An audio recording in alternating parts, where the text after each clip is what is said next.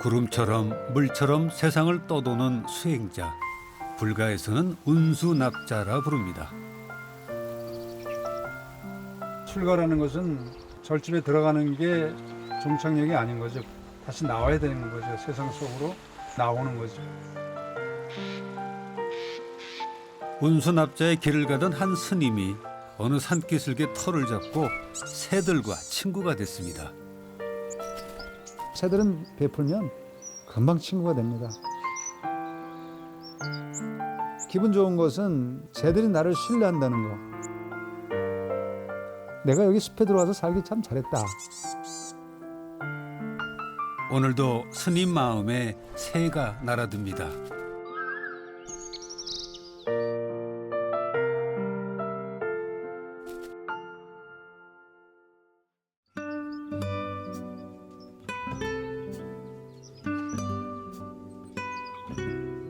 경기도 포천 지장산 자락에 자리한 도연암. 컨테이너로 만들어진 작은 암자입니다.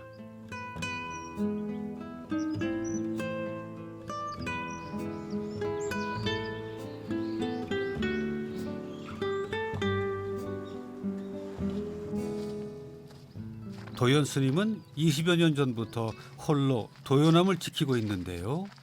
새벽 예불이 끝나면 스님이 가장 먼저 하는 것.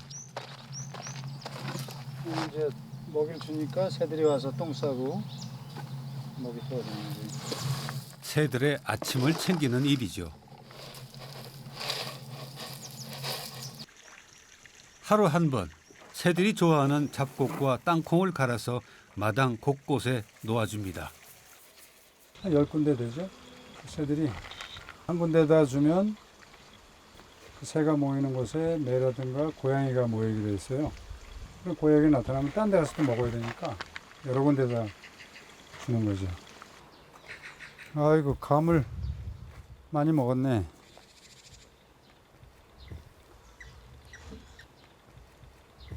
진수성찬이다. 스님이 먹이통을 들고 나타나자 하나 둘 새들이 모여듭니다. 일로 와.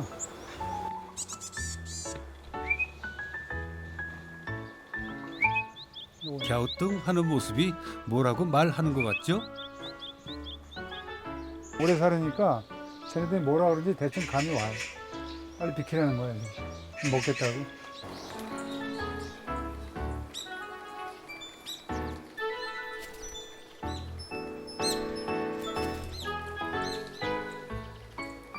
아이고 녀석들, 꽤나 배가 고팠던 모양입니다. 먹이 구하기가 힘든 겨울철엔 스님이 차려준 진수성찬이 더 반갑습니다.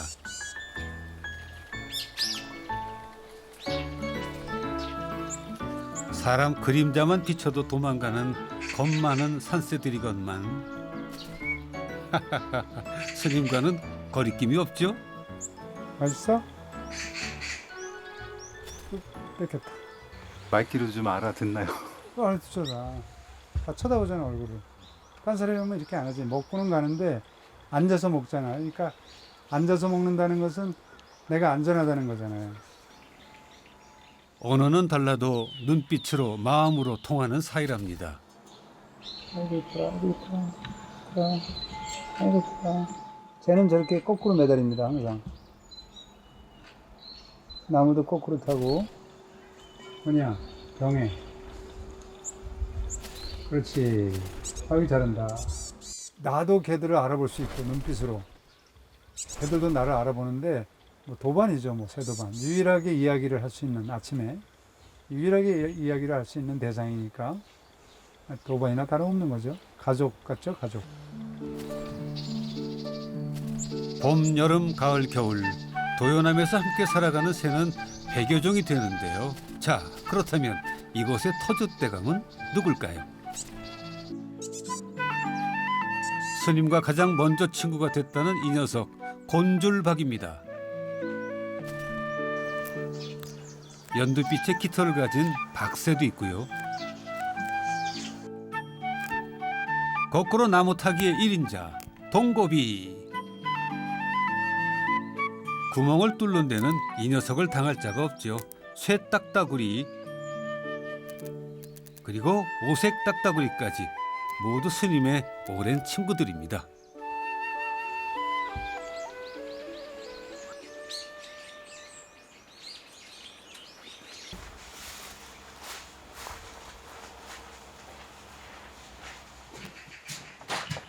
이곳은 스님의 작업실인데요.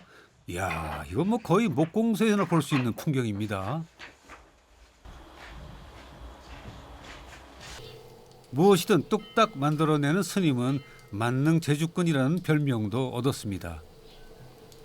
어설픈 만능이죠. 어설픈 만능. 뭐 사는 건 알지만 그러나 어설프지만 내가 이 결을 조그만 안전을 유지하고 내가 살아가는 데 있어서 뭐 부족하지는 않은 것 같아요.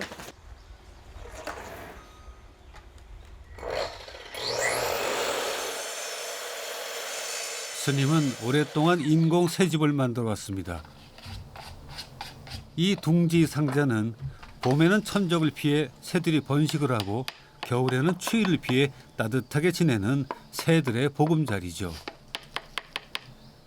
제가 여기 처음에 와가지고 연탄 난로를 폈는데 가을에 연탄을 지피려고 했는데 그 연기가 안 나가는 거예요. 새들이 거기에다 이제 여름내 집을 지은 거지요. 그래서 이거 새집이 필요하구나.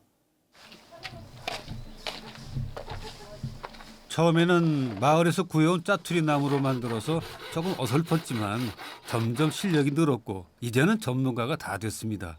늘 새로운 아이디어로 새 집을 꾸미기도 합니다.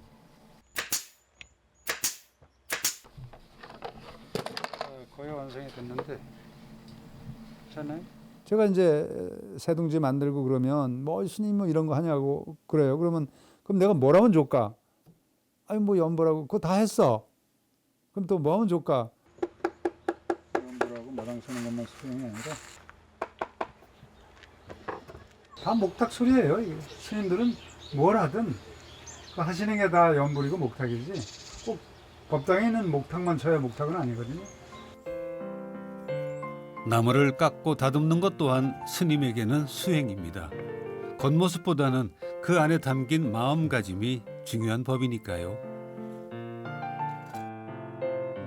마음만 확실하다면 무엇 하나 수행 아닌 것이 없습니다.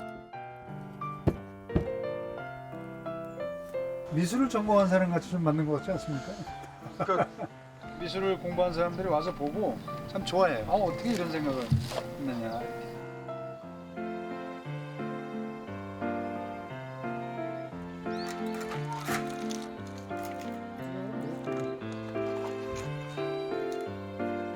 철새들까지 날아드는 봄에는 둥지상자 쟁탈전이 벌어지기도 한다는데요. 내년 봄을 위해 겨울 동안 부지런히 만들어 걸어줘야 합니다. 둥지를 만들어주면은 애들이 기다렸다는 듯이 오죠. 내 사는 집은 뭐 판잣집에서 살지만 애들 참 좋겠다 그런 생각도 들고 저 녀석이 저건 덫이 아니라 우리가 살 집이구나. 그래서 서로 믿는 마음이 신뢰하는 마음이 생기는 거죠.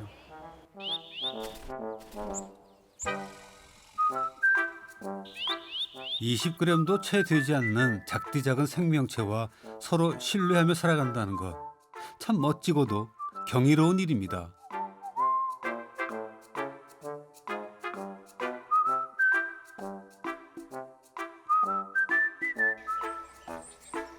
처음엔 과연 누가 들어와 살까 싶었는데 그런데 스님이 만든 둥지 상자에 정말로 작은 생명들이 태어났습니다. 어미는 부지런히 먹이를 물어다 주었고 정성껏 새끼들을 길러냈지요.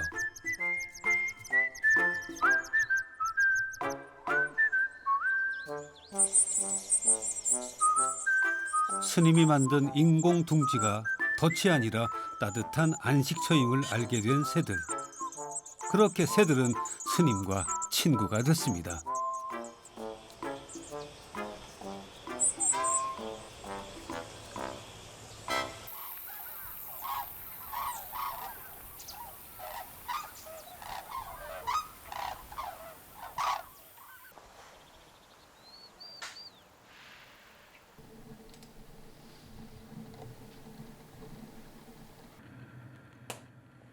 새와의 인연은 20여 년 전 이곳에 터를 잡고 암자를 세우면서부터 시작됐는데요. 사랑하면 알게 되고 알면 보인다고 했던가요? 온갖 서적을 읽으며 새를 공부하기 시작한 건 그때부터였죠. 먹이를 가져다가 나무에 박아놓고 쪼아먹는 거예요. 사진을 찍고 글을 쓰며 세상의 새들의 이야기를 들려줬습니다. 사람들은 그런 스님을 산새 스님이라고 불렀죠.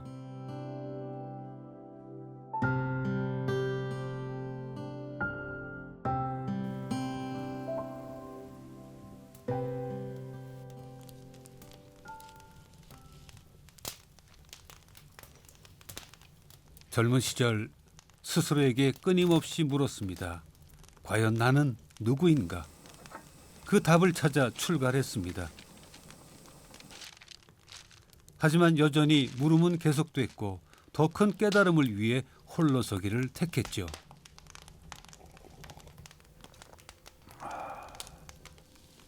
조그만 그 경차에다가 틴트하고 코펠 번호, 등산용 코펠 번호, 침낭 하나, 책 몇 권, 승복 한 2벌 이렇게 그게 전 재산이었었어요. 그리고 천지사방을 다니니까 이제 만행이라고 그러죠. 정처 없이 세상을 떠돌았습니다. 3번의 계절이 지나고 겨울이 찾아올 무렵 스님은 만행을 끝내고 지장산 산기슭에 둥지를 틀었습니다.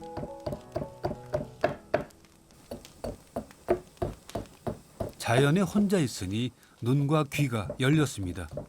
미처 발견하지 못했던 것들이 고요함 속에 드러났지요. 처음에는 뭐 큰절 여기저기 다닐 때는 그런 거 볼 겨를이 없거든요. 저 새가 무엇을 말하는 걸까? 저 꽃은 왜 저렇게 필까? 저런 모양으로, 저런 색깔로, 저런 냄새가 향기가 나고 혼자 있음으로 해서 깨닫는데 그런 그 새 한 마리, 풀벌레 한 마리가 다 스승이 되는 거죠. 혼자 살다 보니까 경전에 있는 말씀이나 어디 나오는 것들이 전부 여기서 나오는 거예요, 자연에서. 알고 보니까 자연이 경전인 거예요. 자연은 위대한 경전이며 법당이었고 숲속의 작은 생명들은 도반이며 스승이었습니다.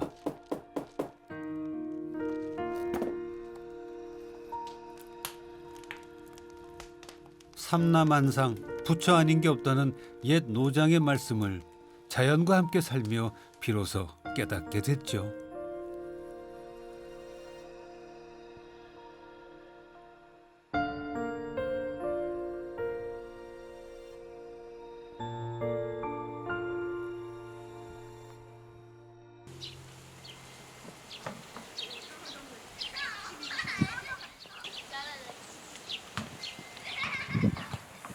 주말이 되면 조용했던 암자가 아이들 소리로 떠들썩합니다. 스님은 도연암에 자연 생태학교를 만들어 운영하고 있지요. 우리 이런 게 없어. 어릴 때부터 이렇게 가르쳐. 이거를 쭉 이렇게 할 생각은 말아요. 이렇게. 아 이러다 티스푼 되었어. 둥지 상자를 만들고 남은 짜투리를 활용해 나무 수저를 만드는데요. 아니 다른 거 아시지? 여보 내 거랑 아까 반 쪼갠 거잖아. 정확하게 확인했어. 야, 딱 봐도 반이 아니야. 세상에. 쌤 저 그 티스푼 만들라고요. 집에 커피 타 먹을 게 없었지. 그래 아빠니? 부정해. 이렇게 밀어놓는 거야. 이곳을 찾은 가족들은 스님과 함께 특별한 자연 체험을 합니다. 이렇게 써봐 이렇게. 써봐. 저쪽 보고. 이렇게. 손 내밀어봐. 아이들에게 가장 인기 있는 시간은 역시 새들을 만나는 시간. 조금 있어봐. 내가 원하나. 새들은 쳐다보면 도망가니까 손을 보고 있어. 가만 있어. 온다. 머리 위에 있다. 올 거야 이제. 곤줄박이 한 마리가 관심을 보이는데요. 아이고 팔 아파라. 슬슬 팔이 아파올 때쯤 고맙게도 아이고 먹이만 먹고 가네요. 신기하다고 하죠. 이렇게 실제로 책에서밖에 못 봤는데 아이들도 여기 와서 뭐 맵비둘기, 조롱이 이런 새들 이름도 알고 또 실제로 보기도 하고 계절마다 찾아오는 새들도 다르다고 또 하시니까 봄에 왔을 때랑 또 지금 가을에 다시 오니까 또 다른 모습인 것 같아요. 스님은 아이들에게 자연과 함께 사는 법을 이야기합니다. 그리고 자연을 사랑하는 것이 곧 나를 사랑하는 일이라는 것을 알려주죠. 출가라는 것은 절집에 들어가는 게 종착역이 아닌 거죠. 거기가 목표도 아니고 목적이 아닌 거죠. 다시 나와야 되는 거죠. 세상 속으로 올바르게 나오는 거죠. 그걸 저는 출가라고 생각을 해요.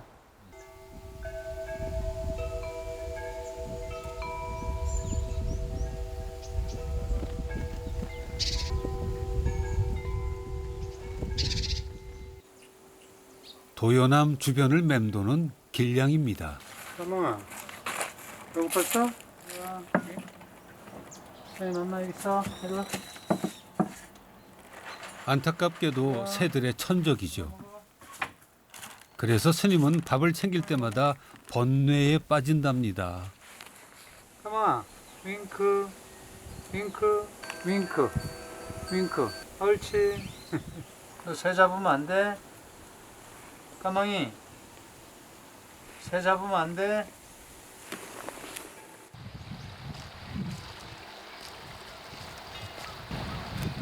난로에 쓸 땔감을 구하러 나왔습니다.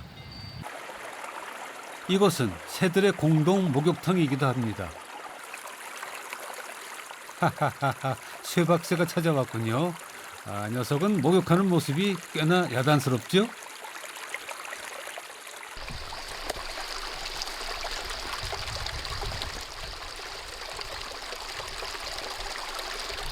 이게 오염원이 없어서 먹어도 마셔도 되는 거예요. 그냥 깨끗해서.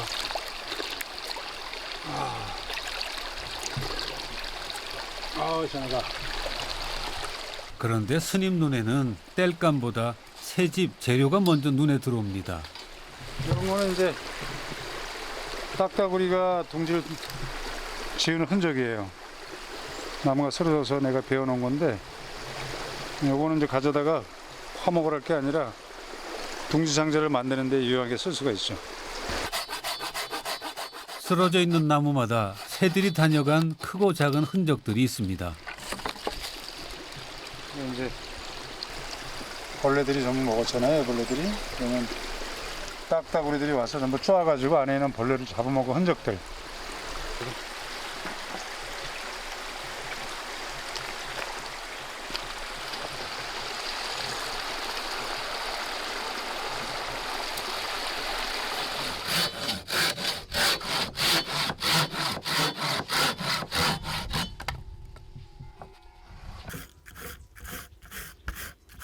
다듬어서 먹이통으로 쓰려고요, 새들. 스님은 솜씨를 한껏 발휘해 딱따구리 흔적이 남아있는 나무로 먹이통을 만듭니다. 어느새 뚝딱하고 멋진 먹이통이 완성이 됐네요.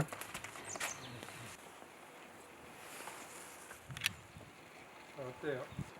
도요남의 새로운 산새 식당이 문을 열었습니다. 자, 첫 손님은 누굴까요? 네, 곤줄박이가 먼저 찾아왔습니다. 그리고 박새도 찾아왔습니다. 올겨울도 스님 덕분에 따뜻할 것 같습니다.